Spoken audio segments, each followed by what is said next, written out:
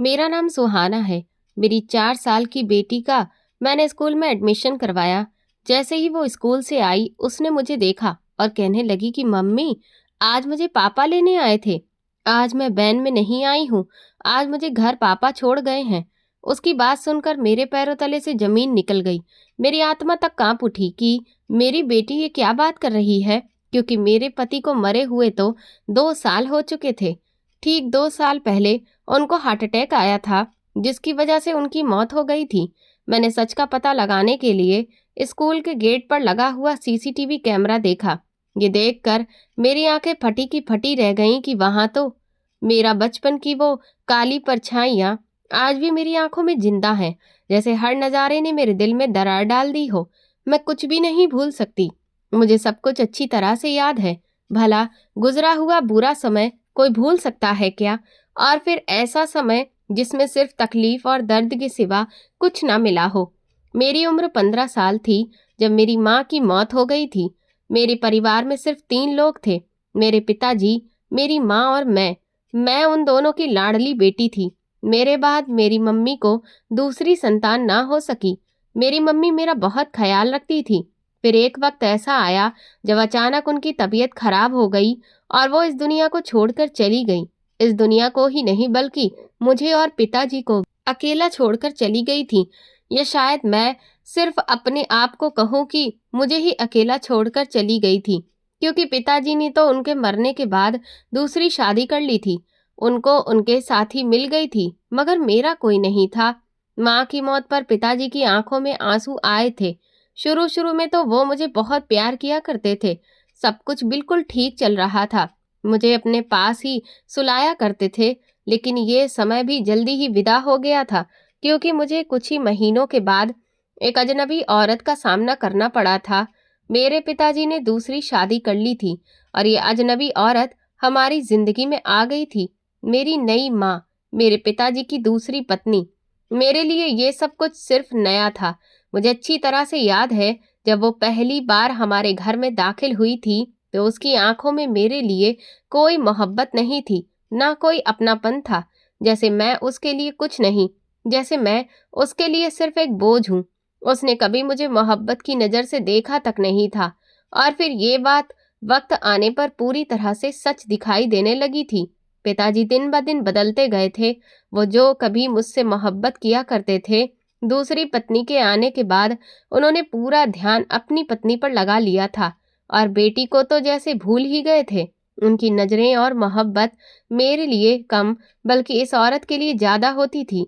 मैं खामोशी से सब कुछ देखती रहती थी कि पिताजी उनके साथ हंसते थे, उनके साथ खाना खाते थे, रातों को उनके कमरे में उनके साथ बैठते थे, और मैं अकेली अपने कंबल में सिकुड़कर सोती रहती थी। मेरी माँ ने कभी मुझे अकेला नहीं छोड़ा था और माँ के मरने के बाद वो जगह पिताजी ने ले ली थी।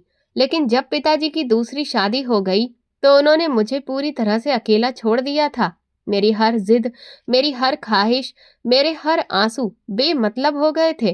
पिताजी की मोहब्बत अब सिर्फ इस औरत के लिए ही बची थी। जब इस औरत से मेरे पिताजी की दूसरी औलाद पैदा हुई तो मेरी हैसियत जैसे इस घर में नौकरानी की सी हो गई थी। उन्होंने 1 साल में ही बेटे को जन्म दिया था।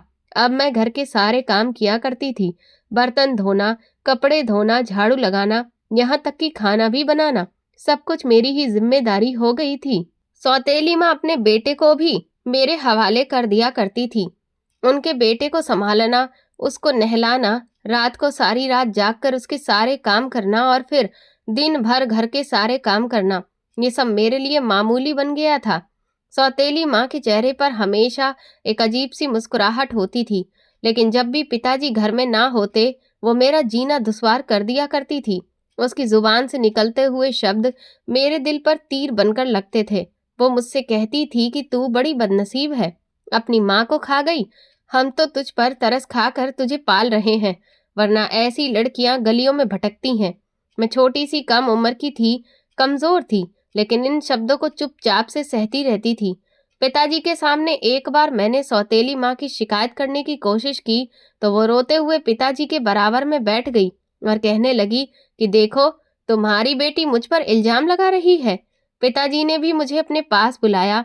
उन्होंने कहा कि बेटा, क्यों झूठ बोलती हो? सौतेली माँ कहने लगी कि हाँ, ये बहुत झूठ बोलती है, मुझ पर इल्जाम लगाती है। इसे काबू में रखना पड़ेगा, वरना कल को ये हमारा नाम बदनाम कर देगी। उनके ज्यादा रोने पर पिताजी ने मेरे गाल पर एक जोरदार थप्पड़ मार दिया था और कहते थे कि आइंदा कभी मेरे पास अपनी माँ की शिकायत लेकर मत आना। वो तेरे साथ कितना करती है, तेरा कितना ख्याल रखती है, तेरे सारे काम करती है, तुझे माँ बनकर पाल रही है, फिर भी तू उन पर ही इल्जाम लगा रही है। मेरे दिल में उस दिन से एक गहरा अफसोस पैदा हो गया था। स्कूल ही मेरा इकलौता सहारा था, वहीं मैं कुछ घंटे सुकून से सांस लेती थी। अपने जैसी लड़कियों को हंसता हुआ देखकर मेरा दिल जलता जरूर था, लेकिन मैं अपने दिल को तसल्ली दिया करती थी कि मैं भी कुछ बन जाऊंगी। एक दिन शायद मेरी भी जिंदगी बदल जाएगी, मगर वो दिन कभी नहीं आने दिया गया था। अब मेरी उम्र 17 साल हो गई थी। एक दिन स्कूल से वापसी पर कुछ लड़के रास्ता रोक कर खड़े हो गए थे। गंदी और लड़ाई झगड़े की बातें करने लगे। मैंने आगे बढ़ने की कोशिश की तो उन्होंने मेरा रास्ता रोक दिया। मैं डर गई थी, कांप रही थी, पीछे मुड़कर भी कोई नजर नहीं आ रहा था। अचानक मुझे एक आवाज सुनाई दी, अरे ओ, इसको हाथ मत लगाना, वरना तुम्हारा हाथ तोड़ दूंगा। ये अमित था। उसने लड़कों को धक्का दिया और मेरे सामने आकर खड़ा हो गया था।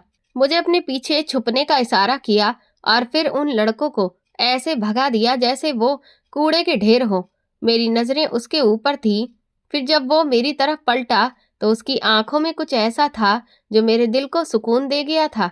मैंने नजर झुका ली, लेकिन दिल पहली बार किसी अनजानी धड़कन को महसूस करने लगा था। उस दिन के बाद अक्सर वो स्कूल के टाइम पर मेरे रास्ते में आ जाता था। कभी दूर से मुझे हेलो कह दिया करता था, तो कभी छांव में खड़ा होकर मेरी तरफ देखता था। एक दिन उसने मुझसे पूछ ही लिया कि तुम कैसी हो। वो शायद मुझसे बात करने के बहाने ढूंढ रहा था, लेकिन उसे अब बात की शुरुआत करनी ही थी, तो वो कर चुका था। मैंने हिचकिचाते हुए जवाब दिया कि ठीक हूँ। वो मुस्कुराकर कहने लगा कि तुम हंसती रहा करो, हंसते हुए बहुत अच्छी लगती हो। उस दिन मैं सारा दिन आईने में खुद को देखती रही कि हंसी मुझ पर क्या वाकई बहुत अच्छी लगती है, या फिर वो ऐसे ही मेरा मजाक बना रहा था। मगर वो सब कुछ एक सपना बनकर रह गया था, क्योंकि कुछ दिन बाद ही सौतेली माँ ने मुझे जगाया था और कहा था कि आज से तुम्हारा स्कूल जाना बंद हुआ। उठो, जल्दी जल्दी घर के सारे काम करो, कपड़े धो, सारे बर्तन पड़े हुए हैं, उनको भी धोना है। पढ़ाई लिखाई के सपने छोड़ दो, दूसरे घर जाकर तुम्हें घरेलू काम ही करने हैं, ना कि पढ़ाई करनी है। मैंने कुछ कहने की कोशिश की तो वो जोर से मुझे बालों से पकड़कर खींचते हुए किचन तक ले गईं और कहने लगी कि आज शाम का खाना तुम्हें ही बनाना है। मैं रोती रही और मजबूरन मुझे घर के सारे काम करने पड़े। पिताजी जब शाम को घर आए तो कहने लगे कि आज तुम स्कूल क्यों नहीं गई थी। अभी मेरे मुंह से शब्द निकले भी नहीं थे कि मेरी सौतेली माँ ने आगे बढ़कर कहा कि तुम्हारी बेटी भाग गई थी, गलियों में पता नहीं कहाँ कहाँ घूम रही थी। मैं पकड़कर इसे घर लेकर आई हूँ। पहले तो पिताजी ने मुझे घूर कर देखा, उन्होंने मेरी कोई बात नहीं सुनी और मुझ पर हाथ छोड़ दिया।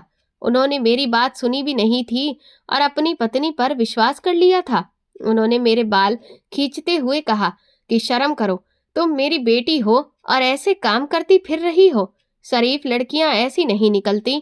आइंदा अगर मैंने तुम्हारी कोई शिकायत सुनी तो इन बालों पर कैंची चला दूंगा।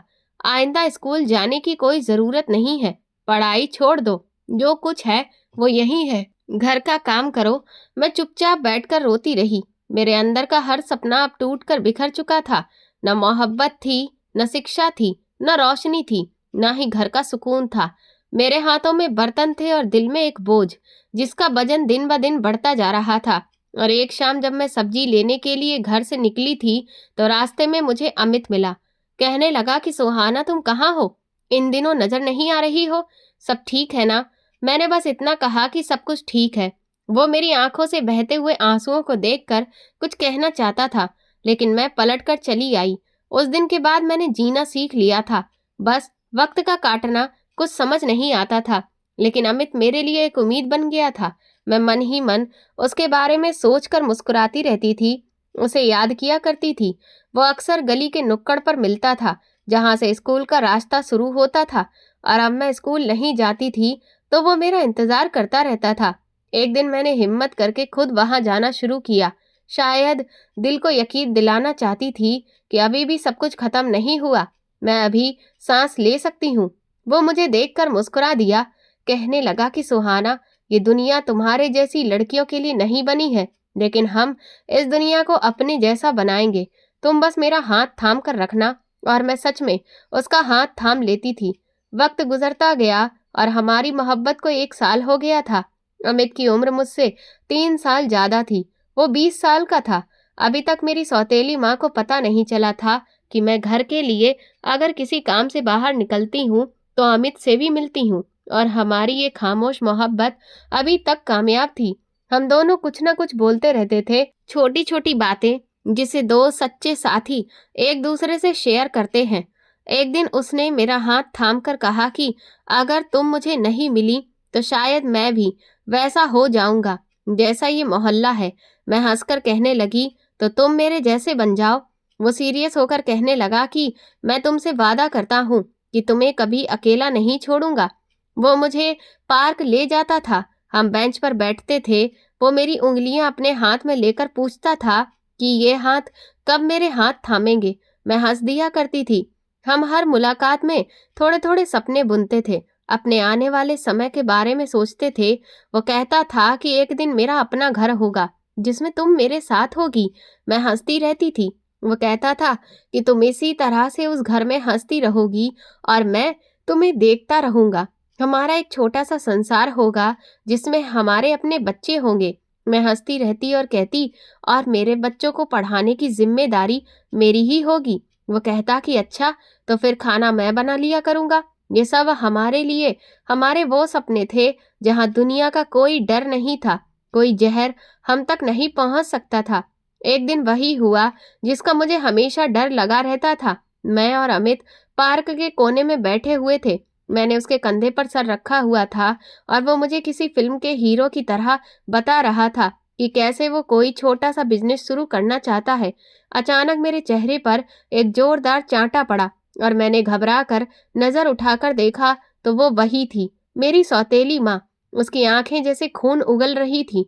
उसने मुझे बाजू से पकड़कर खींच लिया, इतना जोर से खींचा कि मैं जमीन पर गिर गई। और वो चीखने लगी कि हमने तेरी ये परवरिश की थी कि तू सड़कों पर बैठेगी और लड़कों के साथ आवारागर्दी करेगी। तूने हमारी इज्जत मिट्टी में मिलाकर रख दी है। दफा हो जा यहाँ से मनहूस। अमित ने आगे बढ़कर कुछ कहना चाहा तो मेरी सौतेली माँ ने उसे घूर कर देखा और कहा, तुम जैसे लफंगे लड़के ही ऐसी लड़कियों को बहकाते हैं। अब ये तुम्हारी है, ले जाओ इसे। हमने तो इसकी लाश को भी अपने घर की दहलीज पर नहीं आने देना। मेरे कानों में जैसे शीशा पिघल कर गिर रहा हो। मैं कांपते हुए कदमों से उनके साथ चल पड़ी थी और वो मुझे घसीटते हुए अपने साथ ले जा रही थी। रास्ते में जो जो मिला उसे आवाज देकर बताया कि देखो लोगों, हमारी इज्जत की दुश्मन देखो, गंदी नाली की पैदाइश, आवारा लड़की को देखो जिसे हमने छांव दी, जिसे सहारा दिया, जिसकी परवरिश की। अब ये हमारी बदनामी बन गई है। घर पहुंचकर उन्होंने दरवाजा बंद कर दिया और मुझे धक्का देकर अंदर फेंक दिया। पिताजी सामने सोफे पर बैठे हुए थे। सौतेली माँ कहने लगी कि बधाई हो आपको, आपकी लाडली बेटी बाहर लड़कों के साथ गुलछर्रे उड़ा रही थी। हम ही गलत थे जो हमने इसे घर में रखा। अब या तो इसे निकाल दो या हमें। पिताजी ने बिना कुछ कहे मुझे अपना चप्पल फेंक कर मारा था। फिर वो जोर से चिल्लाने लगे कि निकल जा मेरे घर से। उन्होंने कहा कि तू तो वो निकली जिसके बारे में मैंने सोचा भी नहीं था। मेरी नाक कटवा कर रखती है तूने। निकल जा यहाँ से। मैं तेरी शक्ल भी अब नहीं देखना चाहता। मैं जमीन पर बैठी रोती रही। सौतेली माँ मेरी चोटी पकड़कर कहने लगी कि अब बता, कहाँ कहाँ जाती रही है और किस किस से मिलती रही है, हमें सब पता तो चले। मैं चीखती रही, मैंने कुछ नहीं किया, मैं सिर्फ उसके साथ बातें करती थी। वो हंसकर कहने लगी कि अच्छा, तो तेरी रोज बातें होती थी, पार्कों में लड़कों के कंधे पर सर रखकर हो रही है। लोग सही कहते हैं कि माँ नहीं होती तो बेटी बेलगाम हो जाती है। मैं रो रही थी और मेरी आंखों के सामने अमित और उसकी माँ हमारे घर के आंगन में खड़े हुए थे। उन्हें देखकर मेरी सांसें जैसे रुक गई थीं। मैं भागकर छत पर चली गई। सौतेली माँ ने एक नज़र उन दोनों पर डाली और मुंह बनाते हुए कहने लगी, हाँ तो बहन, सब खैर है? आज हमारी दहलीज कैसे याद आ गई? अमित की माँ ने धीरे से कहा कि बहन, मैं अमित की माँ हूँ। ये मेरा बेटा है अमित। मैं इसका रिश्ता तुम्हारी बेटी के लिए लेकर आई हूँ। अगर ठीक समझो तो बात आगे बढ़ाते हैं। मैं खुश थी कि अमित ने हिम्मत दिखाई और वो फौरन ही अपनी माँ के साथ मेरे घर रिश्ता लेकर आ गया था। अभी अमित की माँ के शब्द पूरे नहीं हुए थे कि मेरी सौतेली माँ हंसने लगी। ओहो, कमाल की बात है।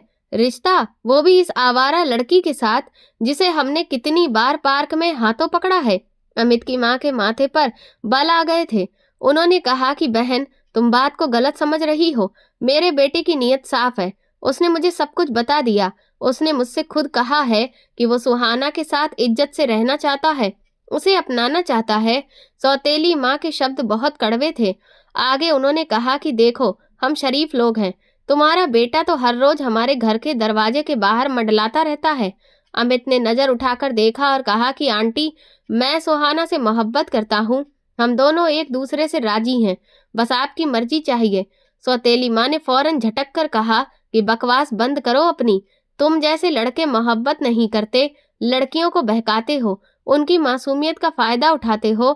सुहाना तो भोली है, तुमने उसे अपने जाल में फंसाया। अमित की माँ ने फिर से एक बार नरम शब्दों में कहा कि बहन जी, हमारी नीयत बुरी होती तो हम रिश्ता लेकर नहीं आते। तभी पिताजी की आवाज गूंजी। उन्होंने कहा कि बस, बहुत हो गया, बहुत सुन लिया। निकल जाओ मेरे घर से। मैं अपनी बेटी की शादी किसी आवारा लड़के के साथ नहीं करवाऊंगा। मैं जो छत पर खड़ी हुई थी, मेरे हाथ कांपने लगे, दिल जैसे धड़कना भूल गया था। सौतेली माँ की आवाज फिर से गूंजने लगी। उन्होंने कहा, और सुनो, अगर दोबारा इस लड़के का साया भी सुहाना पर पड़ा तो हम इसे पुलिस के हवाले कर देंगे। अमित ने मेरी तरफ एक नजर डाली। मेरी आंखों में आंसू भरे हुए थे। वो खुद पर कंट्रोल करके खड़ा रहा, नजर झुकाकर और अपनी माँ का हाथ थामकर दरवाजे की तरफ चल दिया। मैं नीचे नहीं आ सकी। कदम जैसे जमीन से चिपक गए थे। पिताजी का गुस्सा आसमान को छू रहा था। वो अंदर आते ही दहाड़े, सुहाना, बदतमीज लड़की, कहाँ है तू? निकल बाहर। मैं जैसे होश में आई थी और दौड़कर नीचे पहुंची। मेरे कदम कांपने लगे थे, लेकिन चेहरे पर साफ था कि मैंने कोई गलती नहीं की। मैंने कहा, पिताजी, आप मेरी बात तो सुनो। मैंने कुछ गलत नहीं किया। उन्होंने मुझे देखते ही जोर से थप्पड़ मार दिया, जिसकी गूंज बहुत तेज थी। मेरी सौतेली माँ कहने लगी कि तूने हमारी इज्जत को मिट्टी में मिला दिया, मोहल्ले में हमारा सर झुका दिया। क्या कमी थी तुझे जो लड़कों के साथ घूमती फिर रही है? मैंने आंखों में आंसू लिए कहा कि पिताजी, वो अमित है। उसने रिश्ता भेजा था, इज्जत से मेरा हाथ मांगने आया था।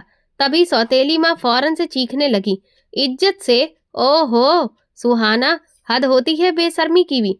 सबके सामने रुसवा करके अब कहती है कि वो इज्जत से आया था। आज जब मैंने तुम दोनों को पार्क में बैठा हुआ देखा था तो मैं बता नहीं सकती, मुझे तो शर्म आती है। ये उसकी बाहों में लिपटी हुई थी। अरे, ये दिन देखने से पहले मैं मर क्यों नहीं गई? उस दिन पिताजी ने फिर से कुर्सी पर जोर से हाथ मारा। अभी मैं कुछ कहने ही वाली थी कि उन्होंने मुझे रोक दिया और कहने लगे कि अब मैं तुम्हारे मुंह से एक शब्द भी नहीं सुनूंगा। आज के बाद वो लड़का इस घर के आसपास भी आया तो याद रखना, मैं तुम्हें जान से मार डालूंगा। मेरे कानों में सिर्फ एक शब्द गूंज रहा था कि तूने मेरी इज्जत मिट्टी में मिला दी। मैं खामोश खड़ी रही थी। अंदर से चीखना चाहती थी, सब कुछ कहना चाहती थी, मगर जुबान बंद हो गई थी। बस आंखें बरसने लगी थी। सौतेली माँ ने अगले ही दिन रिश्ते वाली औरत को बुलाया था और ऊंची आवाज में कहा था कि जैसा भी हो, आज ही इसका रिश्ता पक्का करवाओ। काला कलूटा, लंगड़ा लूला हो, बूढ़ा हो या जवान हो, जो भी मिले चलेगा। मुझे इसके नखरे और बर्दाश्त नहीं करने। इसने हमारी नाक कटवा दी है। मैं अब इसे अपने घर में ज्यादा दिन बर्दाश्त नहीं कर सकती। रिश्ते वाली ने मेरी तरफ देखा और कहने लगी कि लड़की तो शकल से सीधी लग रही है। सौतेली माँ ने नाक चढ़ाते हुए कहा कि लड़कों के साथ पार्क में घूमने वाली कोई सीधी लग सकती है? समझी तुम? इसकी जुबान खामोश है, मगर आंखें और हरकतें सब बोलती हैं।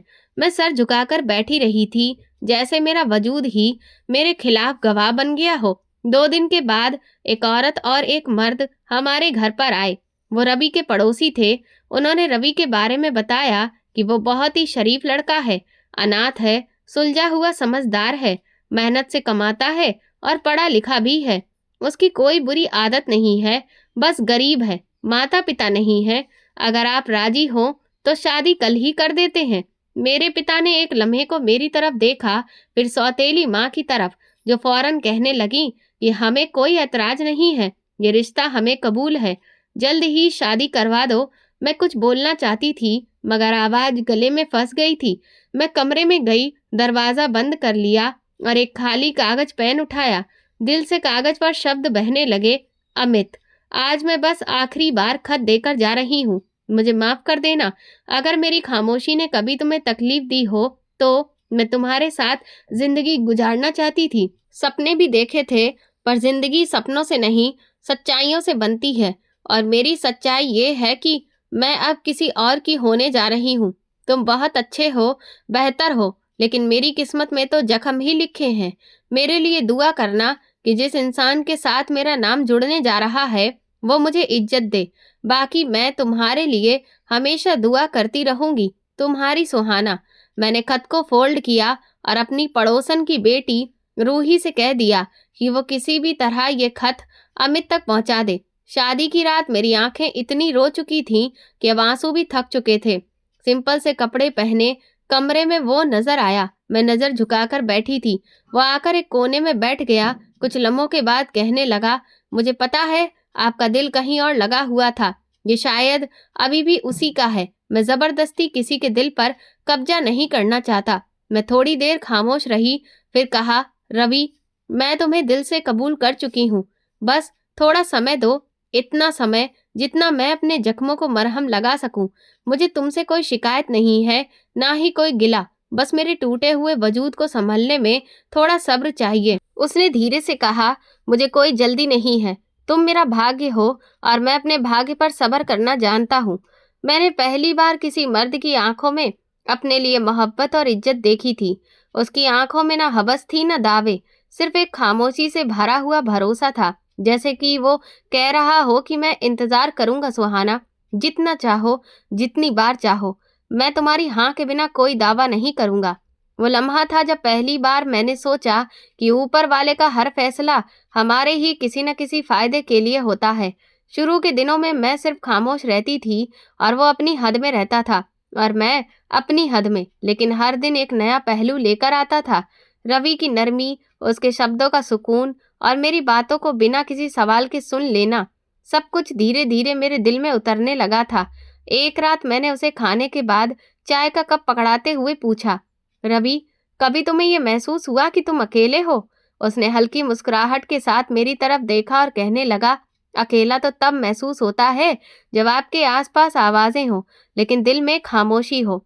मैं तो हमेशा ही खामोशी में पला हूँ। मैंने हैरानी से पूछा, खामोशी में कैसे? वो कहने लगा कि मैं एक अनाथ आश्रम में पला बड़ा हूँ। माता पिता का चेहरा तक मुझे याद नहीं।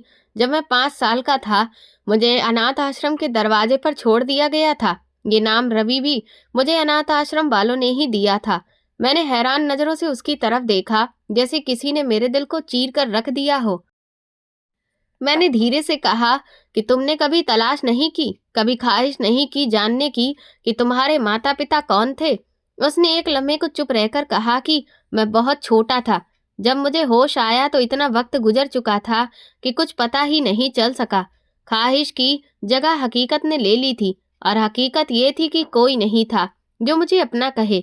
मेरे हाथ में चाय का कप कांपने लगा। मैंने नजर नीचे करके बस इतना कहा कि मैं तुम्हारे बारे में बहुत कम जानती हूँ, लेकिन जो आज जाना है वो मेरी नजर में बहुत बड़ी जगह कर गया है। उसने मेरी तरफ नजर झुका ली और नरमी से कहा, मैं बड़ा नहीं सुहाना, बस जितना दुख सहता गया उतना खामोश होता गया। अनाथ आश्रम की छत नीले रंग की थी, लेकिन नीले आसमान की तरह बेकिनारा भी लगती थी और बेरहम भी। वहां दोस्त थे मगर हर चेहरा मामूली सा, हर हंसी मामूली सी, हर दिल में एक चाहत। मैंने कभी किसी से कोई उम्मीद नहीं बांधी थी, क्योंकि जिनके साए बचपन में छिन जाते हैं वो फिर धूप से दोस्ती कर लेते हैं। मैंने पहली बार उसकी आंखों में आंसू देखे थे, वो आंसू जो रुके रुके से थे मगर वे आवाज तूफान की तरह बहने को तैयार थे। मैंने अपना हाथ उसके हाथ पर रखा और कहा कि अब तुम अकेले नहीं हो, मैं तुम्हारे साथ हूँ। मैं तुम्हें वो इज्जत, वो मोहब्बत दूंगी जिसके बारे में तुमने सिर्फ सोचा होगा। उसने धीरे से मेरा हाथ थाम कर कहा कि यही भरोसा मेरी सबसे बड़ी दौलत है। सुहाना, मुझे तुमसे कोई शिकायत नहीं है, मैं तुम्हें मजबूर नहीं करूंगा। तुम मेरे बीते हुए समय का बोझ मत उठाओ, लेकिन अगर तुम मेरा हाल संवारना चाहो तो मुझे जीने का हुनर आ जाएगा। मैंने नजर झुकाई और कहा कि मोहब्बत वक्त से नहीं होती, एहसास से होती है। तुमने मेरी इज्जत रखी, मेरे दुख को शब्दों के बिना समझ लिया। इसके बाद दिल का झुकना कुदरती था। मैं तुमसे वफा करना चाहती हूँ, तुम्हारी जिंदगी को मोहब्बत से भर देना चाहती हूँ और तुम्हारे लिए प्रार्थना बनकर जीना चाहती हूँ। उसी लम्हे मैंने कोई कसम नहीं खाई, कोई दावा नहीं किया। बस दिलों ने एक्सेप्ट कर लिया कि रिश्ता अब सिर्फ रिश्ते का नहीं, बल्कि एक नए सफर की शुरुआत है, जिसमें मोहब्बत, भरोसा और दो टूटे हुए दिलों को जोड़ने की तमन्ना शामिल है। हमारी मोहब्बत कब बरती गई कुछ पता ही नहीं चला, जैसे हर एहसास बेआवाज हो, बादे बोल दिए हो। हर रात नींद से पहले की वो बातें, वो माथे पर छाए हुए सुकून और सुबह जागते ही आंखों में चमकती हुई अपनी झलक, सब कुछ इतना नरम, इतना पूरा लगने लगा था कि जैसे जिंदगी अब इसी दायरे में ठहर गई हो। और फिर अगले ही महीने वो खुशी आई जिसने मेरे अंदर नई जिंदगी की महक डाल दी थी। मैं प्रेग्नेंट थी। ये खबर जैसे ही मेरे अंदर एक सन्नाटे को खुशियों से भर गई थी। रवि ने सुना तो वो लम्हे भर को खामोश रहा और फिर मेरी गोद में सर रखकर बस इतना कहा कि मेरे अंदर तो जैसे सांसें रुक गई थी, खुशी से, डर से, यकीन से। उसने कहा कि सुहाना, मैं अब सिर्फ तुमसे नहीं, तुम दोनों से प्यार करता हूँ। उन दिनों वो मुझे कहीं नहीं जाने देता था। काम पर भी जाता था तो बार बार फोन करके पूछता रहता था कि कुछ खाया या नहीं, सांस तो सही से आ रही है ना। मैं हंसती थी तो वो कहता था कि मेरा बेटा हंसने वाली माँ से जन्म लेगा, रोने वाली माँ से नहीं। मैं कहती थी बेटी होगी या बेटा। वो हंसता था और कहता था कि जो भी होगा तुम पर ही जाना चाहिए, क्योंकि तुम उसकी माँ हो। बस यही मेरे गर्व के लिए काफी है। 9वें महीने में जब मुझे अस्पताल ले जाया गया तो वो मेरे साथ बैठा रहा, मेरी उंगलियां थामे, बार बार मेरे लिए प्रार्थना करता रहा। कहने लगा कि पता है सुहाना, आज पहली बार डर लग रहा है। ऐसा लगा जैसे कुछ खो न दूं। तुम दोनों की सलामती के लिए प्रार्थना कर रहा हूँ, बस तुम सलामत रहना। और फिर वो लम्हा आ गया जब मेरी बेटी मेरी छाती से लगकर सांस ले रही थी और रवि की आंखों से लगातार आंसू बह रहे थे। उसने मेरे माथे को चूम कर कहा कि ये लम्हा बहुत ही यादगार है, मैं इसे हमेशा याद रखूंगा। सुहाना, मुझे लगता है कि मैं आज पूरा हो गया हूँ। सब कुछ ठीक था, जिंदगी एक मोहब्बत भरे दायरे में घूम रही थी और उस दायरे में हम दोनों के सपने भी थे। फिर अचानक एक रात उसके सीने में दर्द उठा। उसने सीने पर हाथ रखकर कहा कि सुहाना, दिल में जैसे कुछ चुभ रहा है अंदर। ये सुनकर मेरे होश उड़ गए। मैं उसको फौरन अस्पताल लेकर गई। सारे रास्ते वो मेरा हाथ थाम कर कहता रहा कि मेरी बेटी का ख्याल रखना सुहाना, वो तुम्हारी तरह मजबूत बने, तुम्हारी तरह आंखों में दुनिया समेटे। मेरा इंतजार मत करना। मैं रोती रही, चीखती रही, लेकिन उसका हाथ हथेली से फिसल गया और फिर एक ऐसी खामोशी छा गई जो मेरे वजूद में उतर गई थी, जो शायद सारी जिंदगी खत्म ना हो सकेगी। अस्पताल के सफेद बिस्तर पर उसका वजूद बेजान पड़ा हुआ था, मगर उसकी गिरफ्त मेरे दिल पर अभी भी वैसे ही सख्त थी। कुछ ही दिन गुजरे थे, अभी मेरे आंसू सूखे भी नहीं थे कि फोन बजा और सौतेली माँ की आवाज सुनाई दी। उन्होंने कहा कि सुना है तेरा पति मर गया, अब यहाँ वापस आने के सपने मत देखना। हमने तुझे विदा करके अपना फर्ज पूरा कर दिया था। अब तू जाने और तेरी औलाद, हमें अपना मुंह मत दिखाना। मैं खामोश रही और दिल में सोचा कि मैं वापस क्यों जाऊंगी। वहां मेरे लिए बचा ही क्या है, जहां सिर्फ मेरे लिए इल्जाम ही इल्जाम है और कुछ भी नहीं। मैं अपनी बेटी नीलम को सीने से लगाकर सोचती रही कि अब जिंदगी मुझे कहाँ ले जाएगी, लेकिन इतना तय था कि मैं रवि की बेटी को वो औरत बनाऊंगी जो किसी के सामने झुककर नहीं, आंख में आंख डालकर बात करेगी। एक बेटी को सीने से लगाए मैं अपनी आंखों के सामने अपनी दुनिया को बिखरते हुए देखती रही। शुरू के दिनों में कुछ भी नहीं समझ आता था, न खाने की फिक्र होती थी, न पहनने की। बस अपनी बेटी नीलम को गोद में लेकर बस रवि की आखिरी बातें करती रहती थी कि मेरी बेटी तुम्हारी तरह मजबूत बने। मैं खुद से बार बार कहती थी कि अब मेरी बेटी कमजोर नहीं पड़ सकती। सुहाना, ये बच्ची तुम्हें टूटते हुए नहीं देख सकती। फिर समय के साथ मैंने खुद को संभाल लिया था। कपड़े खुद धोने शुरू कर दिए थे, खाना बनाना भी शुरू कर दिया था। बेटी गोद में होती थी और दिल में दर्द लेकर मैंने हर दरवाजा खटखटाया और लोगों से सीखा। पुरानी सिलाई मशीन खरीदी और मोहल्ले की औरतों से कहा कि अपने बच्चों के कपड़े मेरे पास सिलवा लिया करो, मैं कम पैसे ले लूंगी और काम भी अच्छा करूंगी। शुरू में एक दो औरतें आईं, किसी ने दुपट्टा दिया, किसी ने साड़ी का पेटीकोट सिलने के लिए दिया, तो किसी ने ब्लाउज। कहा कि सुहाना बहन, आपकी सिलाई बड़ी साफ है। मैं खामोशी से काम करती थी। वक्त का पहिया इसी तरह से चल रहा था। दिन रात सिलाई की। मुझे तो मौसम का भी पता नहीं चलता था। बस मशीन की सुई में उलझे हुए सपनों के साथ 4 साल बीत गए थे। नीलम 4 साल की हो गई थी। मैंने दिल मजबूत करके उसका एडमिशन करीब के ही स्कूल में करवा दिया था। एडमिशन फॉर्म भरते हुए नाम लिखा तो हाथ कांप गए। पिता की जगह पर नाम लिखते हुए आंखों के सामने आखिरी नजारा घूम गया। उसका कांपता हुआ हाथ और वो आखिरी शब्द कि मेरी बेटी तुम्हारी तरह मजबूत बनेगी। मैंने आंसू पोंछे, फॉर्म जमा किया और नीलम का छोटा सा हाथ पकड़कर उसे स्कूल के गेट पर खड़ा कर दिया था। वो मेरी तरफ देखकर कहने लगी कि मम्मी, मैं रोज स्कूल जाऊंगी ना? मैंने गर्दन हिलाई और कहा कि हाँ बेटी, तुम रोज स्कूल जाओगी, पढ़ोगी, आगे बढ़ोगी। उसने कहा, फिर मैं भी आप जैसी बड़ी होकर काम करूंगी। मैंने उसे प्यार किया और कहा कि नहीं बेटी, तुम अपनी माँ जैसी नहीं बनोगी, बल्कि तुम तो मुझसे भी बेहतर बनोगी। तुम्हारे लिए सिलाई मशीन नहीं बनी, बल्कि तुम्हें तो कलम उठानी है और शिक्षा का लिबास पहनना है। स्कूल के पहले दिन में दरवाजे के बाहर खड़ी रही। जब तक उसका आखिरी पीरियड खत्म नहीं हुआ, वो बाहर आई तो खुशी से चहक रही थी। कहने लगी, मम्मी, आज टीचर ने मुझे स्टार दिया है और कहा है कि नीलम बहुत ही होशियार लड़की है। मैंने दिल ही दिल में कहा कि बेटी, होशियार तो तुम पैदा होने के बाद ही हो गई थी, जब तुमने अपनी मम्मी के वजूद को फिर से जीने का हुनर दिया था। रात को वो किताबें खोलकर कहती थी कि मम्मी, मुझे ये पढ़ाओ ना। मैं थके हुए हाथों से भी उसकी आवाज पर जिंदा हो जाती थी। फिर हर सुबह का रूटीन बन गया था। मैं उसे तैयार करती थी, खुद मशीन पर बैठ जाती थी। वो स्कूल जाती थी और वापस आकर मुझे दिन भर की कहानी सुनाया करती थी। उस दिन नीलम स्कूल से घर लौटी तो चेहरे पर अजीब सी मुस्कुराहट थी। शूज उतार कर शरारती अंदाज में आकर मेरे करीब बैठ गई। मैंने मशीन बंद की और पूछा कि क्या बात है, आज मेरी बेटी इतने खुश क्यों है? उसने धीरे से कहा कि मम्मी, आपको पता है, आज मुझसे पापा मिलने के लिए आए थे। मेरे हाथ से धागे की नलकी गिर गई। दिल की धड़कन एक लम्हे को जैसे रुक गई थी। मैंने घबरा कर कहा, क्या कहा तुमने?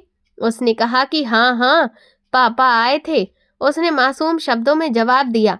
पापा स्कूल के गेट के पास खड़े थे। मैं छुट्टी के समय बाहर निकली तो मुझे आवाज देकर कहने लगे, नीलम बेटा। और फिर मेरे पास आकर कहने लगे कि मैं बहुत बड़ी हो गई हूँ और पूछने लगे कि मुझे ड्राइंग करना आता है क्या? मैंने कहा कि नहीं, मुझे तो नहीं आता। उन्होंने कहा कि वो मुझे सिखा देंगे। मैंने कहा, मम्मी नाराज होंगी? तो उन्होंने कहा कि नहीं बेटा, मम्मी को मत बताना, ये हमारे बीच का सीक्रेट है। बेटी की बात सुनकर मैंने झटके से उसके बाजू को थाम लिया था। मैंने कहा, नीलम, उसने तुम्हें हाथ तो नहीं लगाया ना बेटा? वो हंसने लगी और कहने लगी कि नहीं मम्मी, उन्होंने तो सिर्फ बात की थी और थोड़ी देर बात करके फिर वो चले गए थे। मैं बहुत परेशान हो गई थी, सारा दिन बेचैन रही। अगली सुबह मैं नीलम के साथ इसके स्कूल गई। स्कूल के गेट पर खड़े चौकीदार से पूछा कि यहाँ कोई अनजान आदमी आता है क्या जो बच्ची से बात करता है? उसने कहा कि नहीं मैडम, ऐसा तो कोई नहीं आता, सारे ही बच्चों के पेरेंट्स उन्हें लेने के लिए आते हैं। आप किसकी बात कर रही हो? मैंने उसको कोई जवाब नहीं दिया और सीधा स्कूल के अंदर प्रिंसिपल के कमरे में पहुंच गई। दरवाजा खोलकर कहा कि मैडम, मैं नीलम की माँ हूँ, आपसे एक बहुत जरूरी बात करनी है। क्या आप मुझे सीसीटीवी फुटेज चेक करवा सकती हैं? स्कूल के गेट की तरफ की। उन्होंने मुझे हैरानी से देखा और पूछने लगी कि क्या हुआ है मैडम, क्या हम आपकी परेशानी के बारे में जान सकते हैं?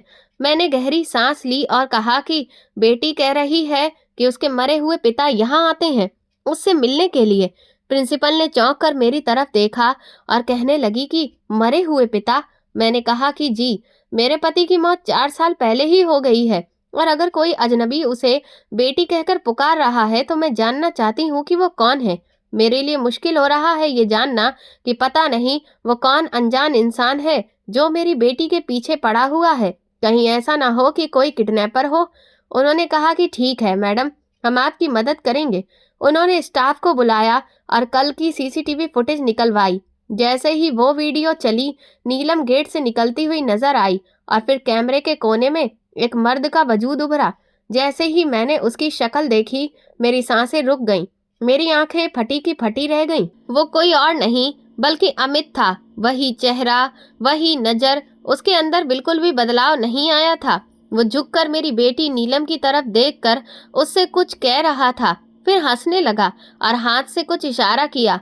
नीलम मुस्कुराकर आगे बढ़ी। वो गर्दन झुकाकर उसकी तरफ झुका और फिर 2 कदम पीछे होकर चला गया। अगले दिन मैं स्कूल के बाहर छुट्टी के टाइम से पहले पहुंच गई। मैं गेट के पीछे दीवार के साए में खड़ी हो गई थी। जैसे ही छुट्टी का समय हुआ, बच्चे निकलने लगे और फिर वो आया, गेट से कुछ दूरी पर खड़ा हो गया और नीलम जैसे ही गेट से निकली उसके करीब होने लगा। उसने नीलम से कहा कि नीलम बेटा। एक लम्हे के लिए मेरी बेटी रुक गई थी, मगर फिर आगे बढ़ गई। वो मेरी मौजूदगी से बेखबर था। मैंने ऊंची आवाज में कहा, क्या सिखाओगे मेरी बेटी को? झूठ बोलना। उसने चौंक कर पलट कर मेरी तरफ देखा। उसकी आंखें हैरानी से फैल गईं और कहने लगा, सुहाना तुम? मैं उसके बिल्कुल करीब जा पहुंची थी।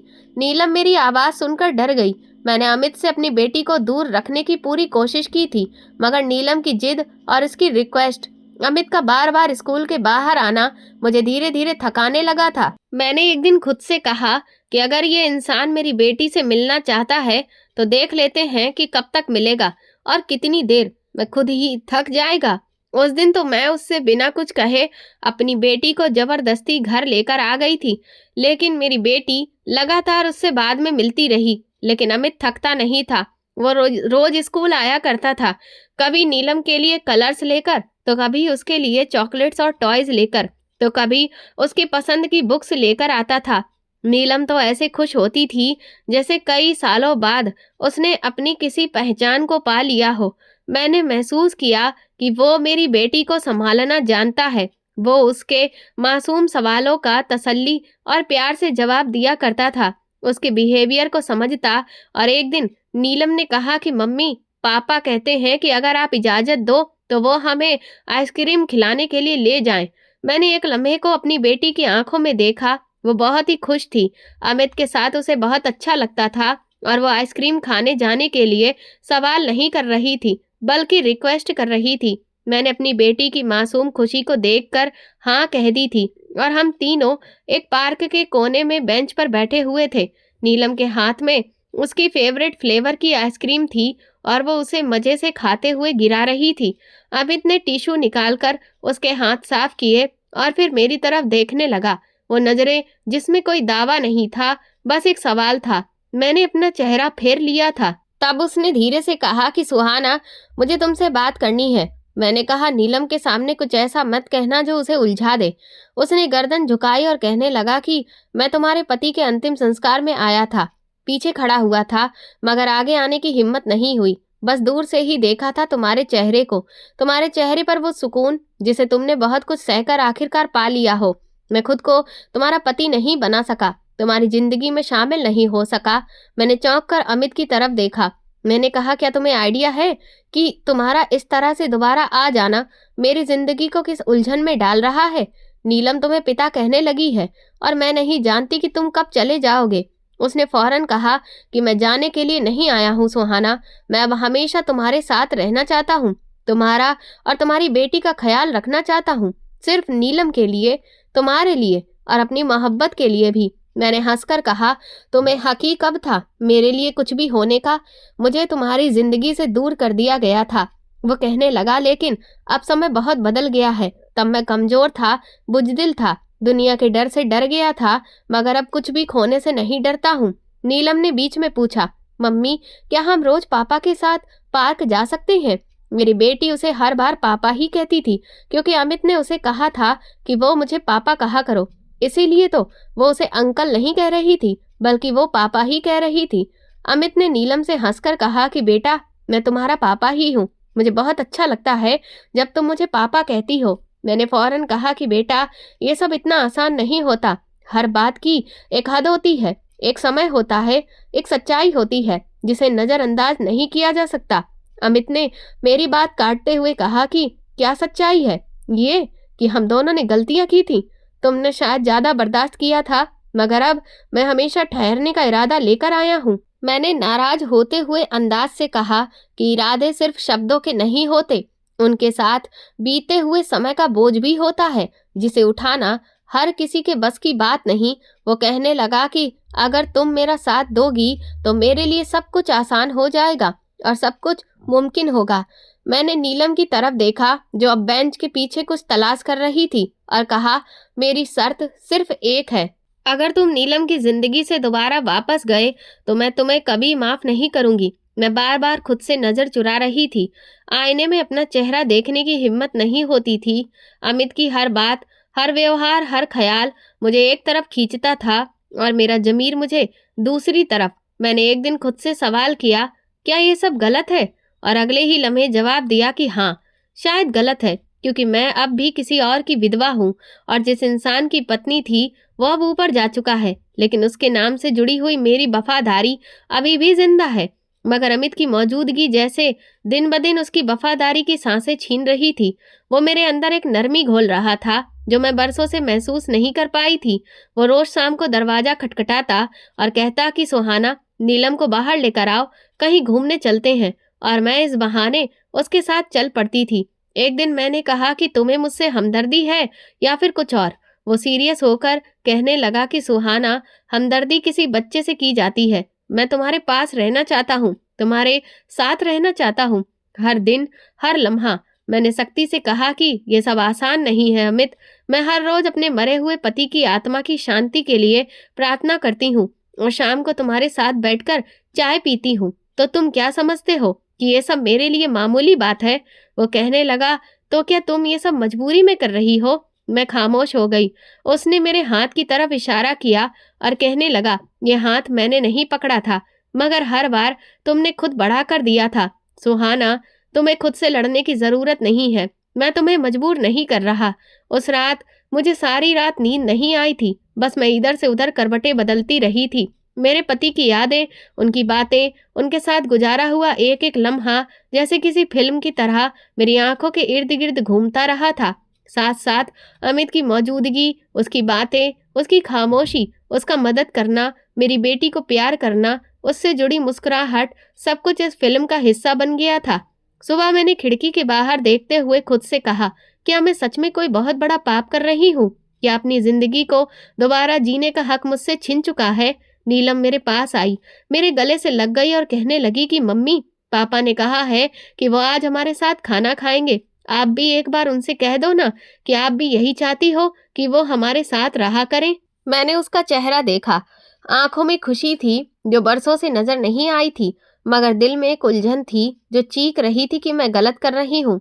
मैंने उसे गोद में उठाया और कहा कि बेटी, अगर किसी की खुशी में किसी का दुख छुपा हुआ हो तो क्या वो खुशी सच्ची होती है? वो कहने लगी कि मम्मी, अगर किसी का दुख बांटने से 3 लोगों की खुशी वापस आ जाए तो वो सच होता है ना मम्मी।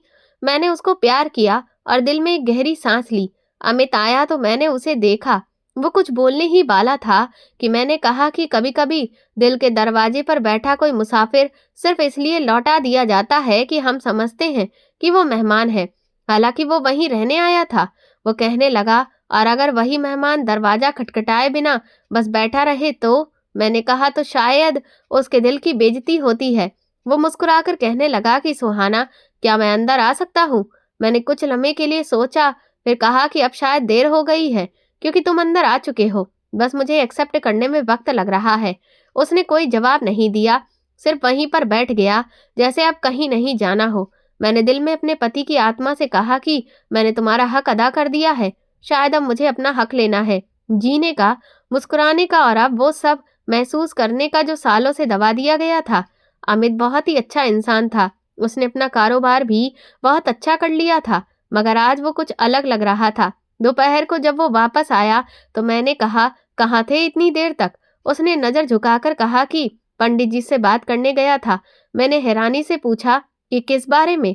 उसने कुछ लम्हे खामोशी रखी, फिर कहने लगा कि पूछने गया था कि विधवा लड़की से शादी करना कैसा है। मेरे हाथ कांपने लगे। मैंने नजर चुराई और कहा कि पंडित जी ने क्या कहा? उसने धीरे से कहा कि उन्होंने कहा है कि ये तो बहुत ही अच्छी बात है। अगर तुम किसी बेसहारा को सहारा देना चाहते हो तो तुमसे ज्यादा पुण्य का काम शायद इस दुनिया में कोई भी नहीं करेगा। विधवा या कुंवारी लड़की अगर अकेली हो तो उसकी हिफाजत, उसका साथ, उसको सहारा देना शादी से बेहतर तरीका और कोई हो ही नहीं सकता है। मैं कुछ देर खामोश रही, कुछ नहीं बोल सकी। दिल में एक अजीब सी बेचैनी थी, जैसे बरसों बाद कोई दरवाजा खुलने जा रहा हो। नीलम इस समय बाहर आंगन में खेल रही थी। फिर वो अचानक आकर मेरे गले से लिपट गई। कहने लगी कि मम्मी, आपको पता है, मैंने प्रार्थना की थी कि भगवान जी मुझे मेरे पापा वापस दे दो। मैंने उसके बाल सहलाए। वो कहने लगी कि रात को चुपके से मैंने भगवान जी से कहा था कि मेरे पापा को वापस दे दो, क्योंकि आप हर समय अकेली रहती हो, सारे काम भी आपको ही करने पड़ते हैं। लेकिन अगर आपके साथ पापा का साथ हो तो सब आसान हो जाएगा। मेरी आंखों से आंसू निकलने लगे थे। अमित ने दरवाजे की चौखट पर खड़े होकर कहा कि नीलम, अगर तुम्हारी मम्मी इजाजत दे तो क्या मैं सच में तुम्हारा पापा बन सकता हूँ? नीलम ने फौरन कहा, अगर मम्मी हाँ कर देंगी तो मैं रोज प्रार्थना करूंगी कि आप कभी नहीं जाएं मुझे छोड़कर। अमित ने मेरी बेटी से वादा किया और कसम खाकर कहा कि मैं कभी तुम लोगों को छोड़कर कहीं नहीं जाऊंगा, हमेशा तुम्हारे साथ रहूंगा। मैंने भी धीरे से दिल ही दिल में कहा कि काश ऐसा ही हो। ऊपर वाला तो दिलों के अंदर छुपी हुई प्रार्थनाओं को भी सुन लेता है। शायद आज वो दिन है। अगले दिन मैंने और अमित ने मंदिर में जाकर शादी कर ली थी। शादी बहुत ही खामोशी से और सिंपल तरीके से हुई थी। अमित ने अग्नि को साक्षी मानकर मुझसे वादा किया था कि मैं अपनी पत्नी और बेटी की सारी जिंदगी हिफाजत करूंगा, उनको सारी जिंदगी मोहब्बत और प्यार दूंगा। मेरे दिल ने एक बार कहा कि मैं भी ऐसा ही करूंगी। जिंदगी की नई शुरुआत हो चुकी थी और खुश होकर मेरी बेटी तालियां बजा रही थी कि हमारे पापा हमारी जिंदगी में वापस आ गए, और कहने लगी कि अब मुझे हर रोज प्रार्थना करनी पड़ेगी कि मेरे पापा कहीं नहीं जाएं। अमित ने झुककर उसे गोद में उठा लिया और कहा कि तुम्हारी प्रार्थना हर दिन कबूल होगी बेटा, अब हम तीनों एक साथ रहेंगे। मैंने उसी लम्हे पहली बार महसूस किया था कि शायद जिंदगी ने मेरा हाथ दोबारा थाम लिया है, इस बार मजबूती से, सलामती से और खुशबू से भरे भरोसे के साथ। और मेरे दिल में जो पाप का एहसास था वो कहीं पीछे रह गया। मुझे लगता था कि मैं अपने पति के साथ बेवफाई कर रही हूँ, लेकिन मेरी बेटी की खुशी भी इसमें ही थी। अमित मुझे और मेरी बेटी को अपने साथ अपने घर ले गया था। हम वहाँ खुशी खुशी जिंदगी गुजार रहे हैं। मेरी बेटी पूरी जिंदगी में इतनी खुश नहीं रही जितना अमित के साथ रहती है। उसे पिता का नाम और पिता का साथ चाहिए था जो उसे अमित से मिला। तो दोस्तों, आपको ये कहानी कैसी लगी मुझे कमेंट सेक्शन में ज़रूर बताएं। मेरे चैनल को सब्सक्राइब कर वीडियो को लाइक कर दें और वीडियो को हाइप भी दें। और ऐसी और भी रोमांचक कहानियाँ सुनने के लिए मेरे चैनल के साथ बने रहें। धन्यवाद।